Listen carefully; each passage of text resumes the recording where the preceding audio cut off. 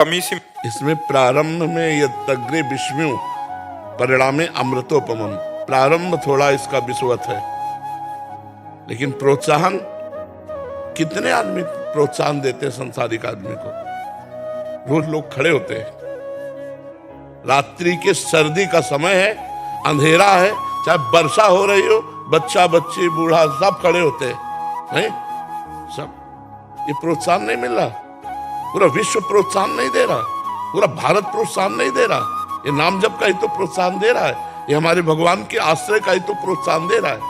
आप विचार करके देखिए, प्रारंभ में जब समुद्र मंथन हुआ तो सबसे पहले विष निकला, आखिरी में अमृत निकला ना।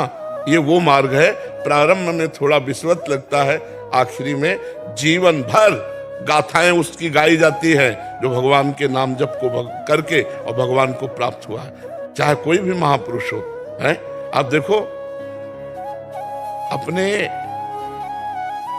देखो कितने संत हुए हैं जिनकी हम छवि पूजते हैं, जिनकी मूर्ति पूजते हैं, जिनकी याद करते हैं, जिनकी वाणी पूजते हैं, हम जिनके चरण पादुका पूजते हैं, चरण चिन्ह पूजते हैं। ये प्रोत्साहन नहीं, आज विश्व उनको नमन कर रहा है।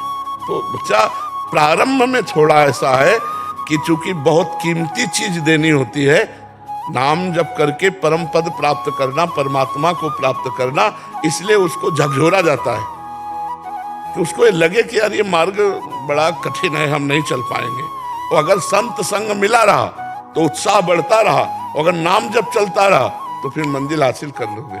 मैं तुम्हारा हूं, तुम्हारा ही रहूंगा, कभी उफ नहीं करूंगा। करो, आप कर लो, रौंद लो जितना रौंदना चाहो प्यारे, हम आपसे प्यार करते हैं, कभी ना आपसे सिकवा करेंगे ना किसी से सिकवा करेंगे, मैं आपका हूं।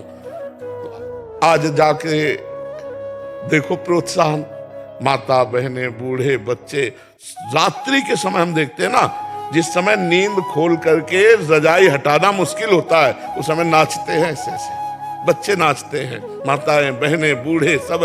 ये प्रोत्साहन नहीं है, ये हमारे हृदय को उत्साह होता है कि मेरे भगवान इतने रूपों में मुझे प्यार कर रहे हैं। तो हमें पहले शुरुआत में देखना है कि किसी का सपोर्ट हमें जरूरत नहीं है, हम कदम बढ़ाते चले जाएंगे, आगे सपोर्ट ही सपोर्ट है। आप ये समझ लो, आगे प्रारंभ में परमार्थ के पथिक के मार्ग में सूल फेंके जाते हैं, वो सूल दिखाई देते हैं लेकिन होते हैं फूल।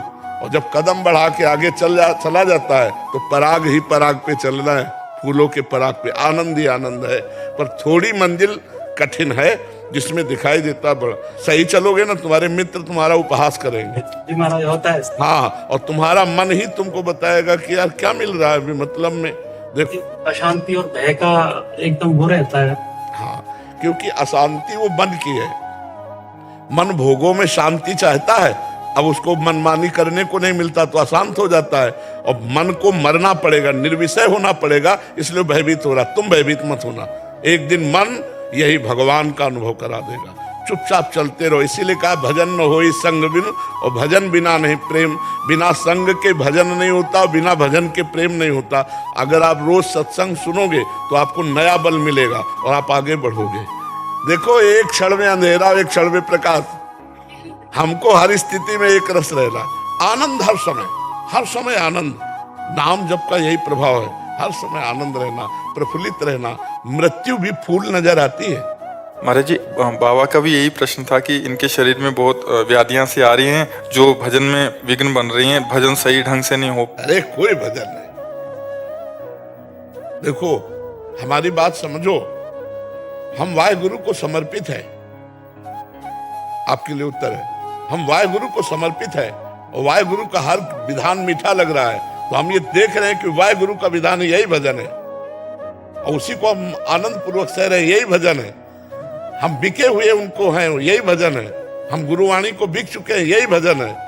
अब हमारा अंदर भजन ना हो तो हम ठसक से बैठे हैं। जैसे राजकुमार को बिना किसी प्रयास के राजा पद निश्चित मिल जाता है, ऐसे ही वाहेगुरु को जो समर्पित है वो वाहेगुरु को ही प्राप्त होता है। भजन ना होने पर भी एक ठसक हो कि मैं वाहेगुरु का हूं, बस वाहेगुरु को प्राप्त हो जाए। अब शरीर की स्थितियां हो सकता है कि इतनी पीड़ा हो कि हम न याद कर पाए, लेकिन हमें किनके ये तो हमें पता है ना कि हम वाहे गुरु का है, तो बस जब याद आवे तो वाहे गुरु वाहे गुरु वाहे गुरु, और नहीं तो वाहे गुरु के तो है ही, अब वाहे गुरु अपने पास बुला ही लेंगे। वो करुणामय है, हमारे साधन भजन को नहीं देखते, वो अपनी कृपा से हमको खींच लेंगे। समझ पा रहे हो?